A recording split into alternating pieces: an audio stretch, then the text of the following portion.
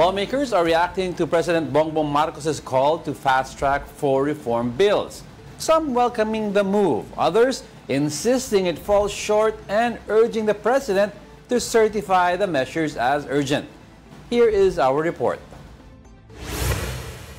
Transparency and accountability. That's what the public is demanding amid ongoing flood control scandal. And in response, President Bongbong Marcos is urging both the House and the Senate to fast-track 4 key reform bills. These include the Anti-Dynasty Bill, the Independent People's Commission Bill, the Partyless System Reform Bill, and the Citizens' Access and Disclosure of Expenditures for Accountability, also known as the Cadena Bill.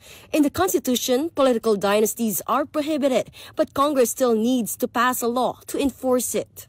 Ang importante kasi kanina sabi naman ng Presidente that we agree was define muna natin ano ang political dynasty. Yung na-define natin yun, madali na yung batas. Over in the Senate, lawmakers are tackling the creation of an Independent People's Commission. The House version proposes an independent commission against infrastructure corruption. Under these measures, the IPC would have the power to issue subpoenas, freeze assets, cite individuals for contempt, and release lookout orders. For months, Congress has been pressed to expand the authority of the Independent Commission for Infrastructure, or ICI. Representative Leila De Lima of the ML Party List says the public wants these bills, particularly the IPC and the Anti-Dynasty Bill, certified as urgent, not just listed as priorities. She adds, if we're really prioritizing them, why not go all the way? Other lawmakers share the same sentiment.